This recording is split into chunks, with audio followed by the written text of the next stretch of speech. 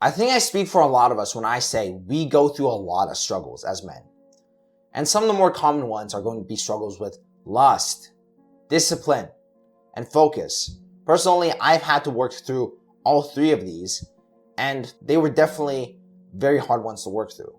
But the one big problem that I think all of us will have to face, or the one big question we'll all ask ourselves is, what the fuck do we do next? It's the question that every school has asked us. What do you want to do for your future? What job do you want to work? That's a very big question to ask yourself when you still got another 60, 70 years ahead of you. So you shouldn't have the next 50 years of your life planned out. That's just not possible. You can't know what happens. But even despite all that, just having a sense of direction, having a sense of where to step next, where to take the next step, what action to take next can be really helpful. But not all of us have that. I'm very glad to have a sense of purpose that I can look towards every single day. I'm very glad that I have something I can work towards every single morning as I wake up. And I'm very grateful for those things. And not all of us have that. I'm sure a lot of you watching this video don't have a sense of purpose. I was there too, so don't feel discouraged. And recently I've been reading a book called The Way of the Superior Man. And this book basically just touches on the topic about being a more masculine and purposeful man that just fucking takes over life. You dominate life. On one of the chapters, they touch on the topic about purpose. And the way they frame the problem is they identify your purpose as layers. And so the outermost layers are the purposes that are influenced by other people. So this could be other people telling you to go hit the gym, other people telling you to go do that.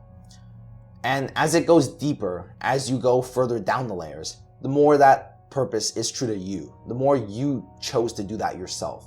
It wasn't affected by other people, but much rather you yourself. And the way you identify your purposes is you find what you're most scared of happening, and you do the action to prevent that from happening. And so just let me give you an example of the two purposes that's been happening in my life. So my first layer of purpose was hitting the gym.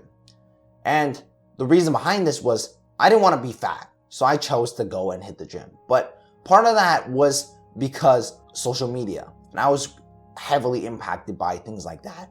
And so that's why it's the first layer of my purpose. It was heavily impacted by other people and largely not by me. And my second layer is going to be YouTube.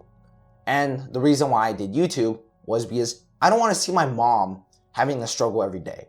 I want to see my mom live a very nice and comfortable life when I'm an adult. I don't want her to work until her 60s, right? I want her to retire early, and I want my family to retire early. And that's the main reason I do YouTube. But the thing is, this wasn't all my idea, to be honest. I got the idea from trying to copy other self-improvement YouTubers, and I wanted to be more like them. And incidentally, it was also affected by other people. But in this case, the reasoning behind why I wanted to do it was stronger. My reason was stronger, not other people's reasons. The only way you're gonna find your purpose is by trying new things. You have to try the things that you're not comfortable with. You have to try the things that you kind of suck at. You have to try new things that you've never ever even touched before. Things that you never even considered about doing before. Because you never know. You could find your purpose doing the thing that you said you would never be doing. Because when people say do what you love, they don't mean do what makes you happy every day. Because in that case, you're gonna start hating what you do, what you love. Much rather, you have to make it so that what you do is what you love. The more that you do that thing, the more you get better at it, the more that you see results, the more you're going to like it. That's the process that you have to go through. It's a process of discovering new things and getting better and seeing if that really touches you anywhere. See if it really makes you feel a different way. That's the only way you're gonna find your purpose. You cannot find it doing the same things you do every day. Because if you don't know what your purpose is right now and you're still doing the same old things, that's the definition of insanity. You cannot find your purpose doing the same things over and over and over. You have to go out there and try things that you never even imagined exist. Take what I say right there with a grain of salt, because I'm just a 16-year-old kid that heard a few things from a book, all right? I'm just trying to relay the messenger, so don't don't kill the messenger, whatever the saying is, all right? But these are just my opinions, and this is how I feel. So I'm still gonna say these things, but you don't have to agree with them. Take them with a grain of salt, of course. And one last thing I wanna add on is these purposes take a long ass time, okay? Each consecutive layer of purpose will take longer than the last. And that's what I've kind of realized. Although I've only done 2 layers of purpose, I can kind of see that the more it's deeper to you, the more that you feel it, why, or deeper the reason is to yourself, the more you're going to want to do that. So the more you want to do it, the longer you're going to want to do it. So coincidentally, you're going to have to spend a long ass time on these purposes.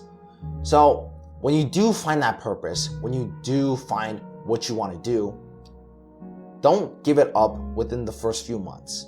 Stick with it for at least a year, 2 years, 3 years even. I stuck to the gym and it was my main priority. It was like my purpose for about 1.5 years.